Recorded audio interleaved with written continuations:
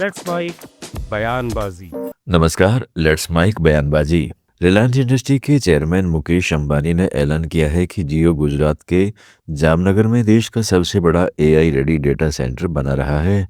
अंबानी ने कहा है कि यह भारत का पहला पीपल सेंट्रिक एआई प्लेटफॉर्म होगा। जो प्लेटफॉर्म भारत में बनेगा, भारत के लिए बनेगा और दुनिया के लिए खुलेगा। Making Gujarat India's artificial intelligence pioneer. In Jamnagar, we are building India's largest artificial intelligence ready data center with a single goal: affordable AI for every Indian. Jio will launch a people first intelligence platform built in India for India and the world, enabling every citizen starting from Gujarat to access AI services in their own language, on their own device, every day to make them more efficient and productive. Mukesh Ambani ने कहा है कि आज का दौर कई विकट चुनौतियों से भरा है। कई देश युद्ध की आग में जल रहे हैं तो कई आर्थिक संकटों से जूझ रहे हैं, लेकिन कोई भी संकट नए भारत को छू नहीं सकता, क्योंकि भारत के पास रक्षा कवच के रूप में नरेंद्र मोदी है। Service of Bharat Mata. Friends, today I want to make one important point. All of us know that the world is changing very fast. The geopolitical situation is creating new challenges, including some unexpected turbulence. What is reassuring for India is that these challenges cannot touch or trouble our people. This is because India has the invincible protective wall called Narendra Bhai Modi.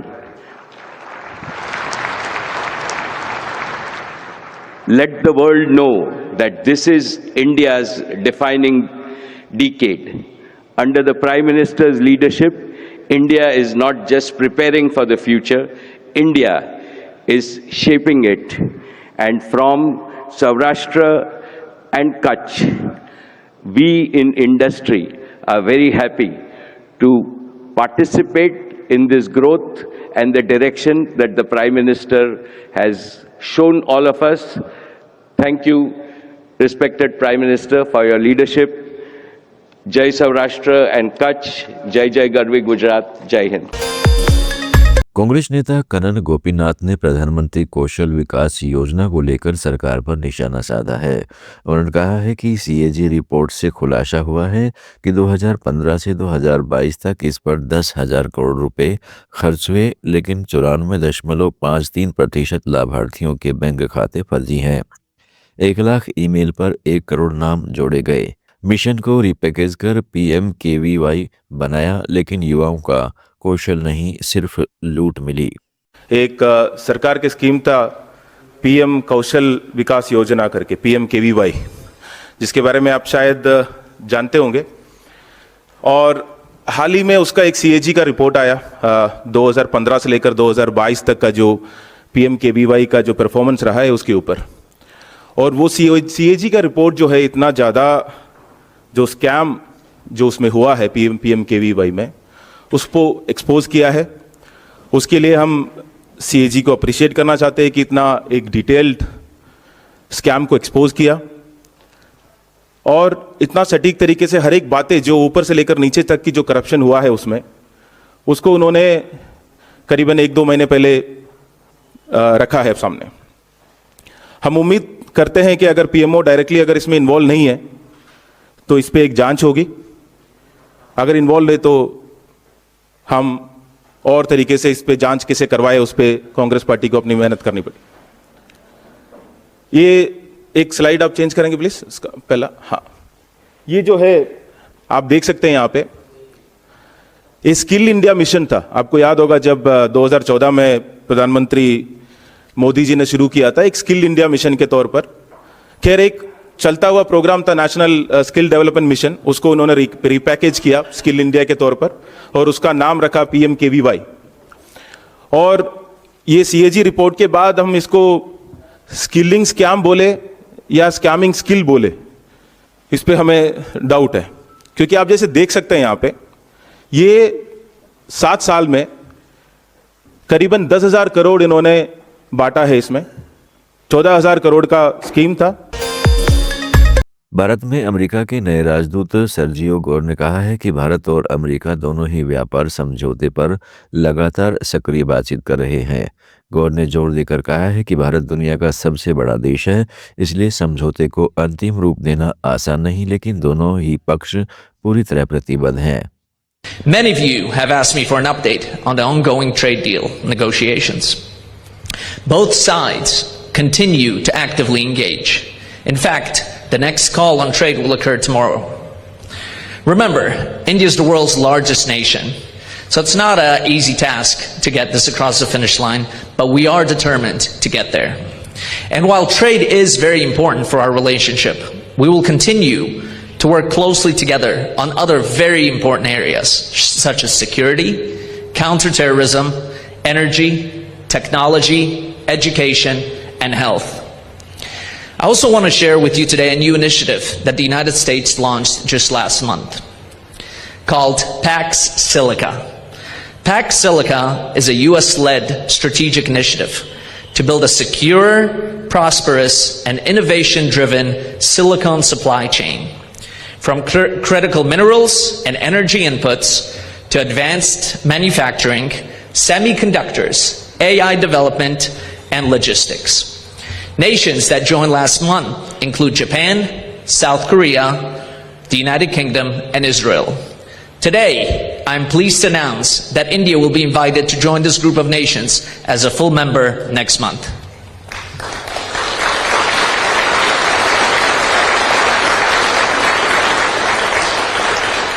As the world adopts new technology, it is essential that India and the United States work hand in hand from the very start of this initiative. I thank the people of India for a very warm welcome. You are a resilient people. You are innovative. You are spiritual. I look forward to meeting many of you as I travel across this incredible nation. To the staff here at the embassy, विदेश सचिव विक्रम मिस्त्री ने कहा है कि भारत की Iran में हो रहे बदलावों पर कड़ी नज़र है। मिस्त्री ने कहा है कि ईरान में भारतीय प्रवासियों और छात्रों का बड़ा समुदाय है और वे सभी ठीक हैं।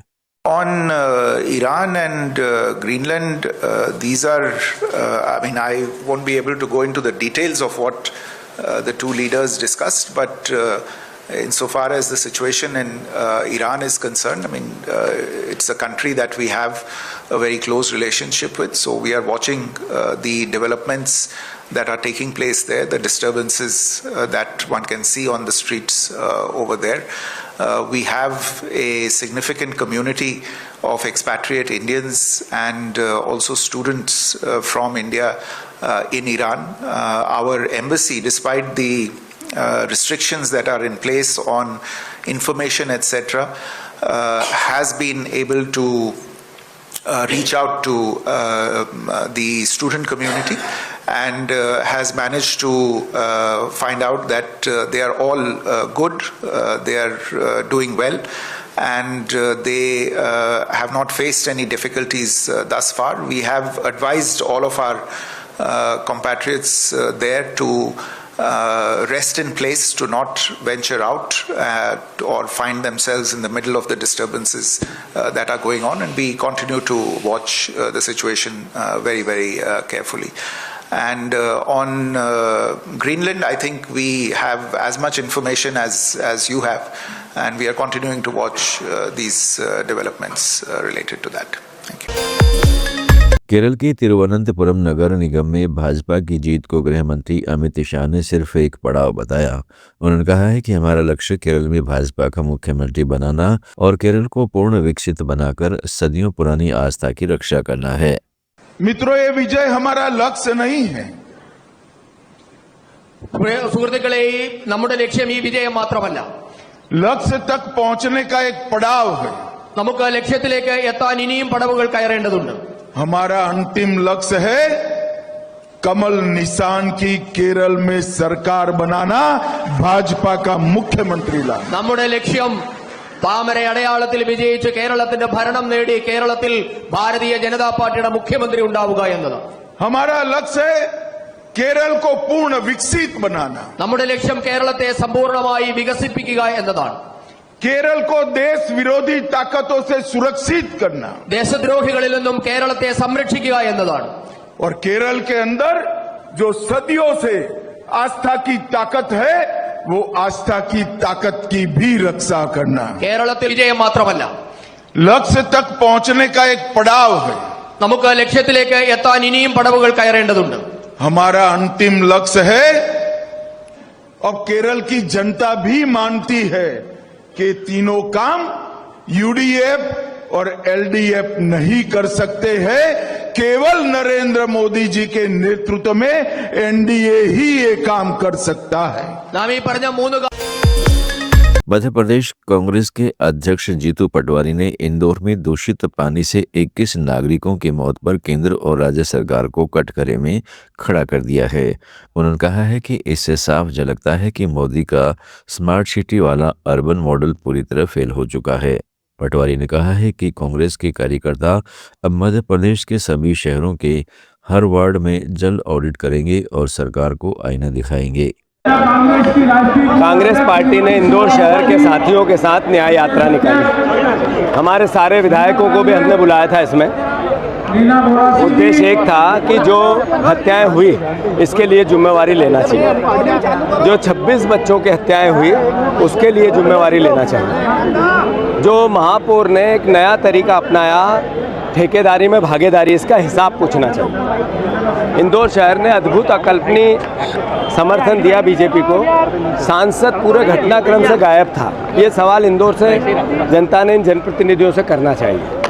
हमारे मुख्यमंत्री यहाँ के प्रभारी मंत्री हैं, उन्होंने इसको एक तरह से एक किसी भी प्रकार की उगाई का कमरा खाली छोड़ दिया और इंदौर शहर के साथ अन्याय हो रहा है और वो मौन बैठे हैं. ये इंदौर का अपमान है, माँ अहिल्या का अपमान है. माँ अहिल्या की इस नगरी में इंदौर वासियों ने हमेशा अलग अलग समय पे दृढ़ता से इच्छा शक्ति के साथ गलत काम का प्रतिकार किया है और अपने हक की लड़ाई लड़ी है. हमने उसका प्रयास किया इंदौर को जोड़ने का. पर इन सब घटनाओं से एक बात स्पष्ट हो गई कि मोदी का अर्बन मॉडल फेल हो गया. जो इंदौर शहर सबसे स्वच्छ शहर था, अगर उसमें पीने का एक गिलास पानी शुद्ध नहीं है तो फिर पूरा अर्बन जो डिजाइन हुई स्मार्ट सिटी की उसका क्या हुआ? मतलब एक तरह से कोलैप्स हुआ. तो मोदी का एक और झूठ देश देख रहा है, बीजेपी का एक और झूठ देश देख रहा है. मैं मानता हूँ कांग्रेस का आरोप लगाना ही दायित्व नहीं है. हमने पूरे प्रदेश में वाटर ऑडिट कांग्रेस पार्टी कराएगी. हर गली हर मोहल्ले में कांग्रेस के कार्यकर्ता अर्बन शहरों में जाएंगे, एक एक मोहल्ले का पानी का सैंपल लेंगे, फिर उसकी रिपोर्ट तय करेंगे और वापस वहाँ देंगे और इसको सार्वजनिक करेंगे और ये सब सोशल मीडिया पर भी प्रचार प्रसार करेंगे. इसका 8 दिन का एक पूरा कार्यक्रम पूरे प्रदेश का बन रहा है, जिसमें हर शहर में अर्बन जहाँ डिजाइन करी गई, जहाँ स्मार्ट सिटी की बात हुई, जहाँ विकास की बात हुई, एक गिलास शुद्ध पानी दे पाई कि नहीं बीजेपी 25 साल में, नरेंद्र मोदी 10 साल में.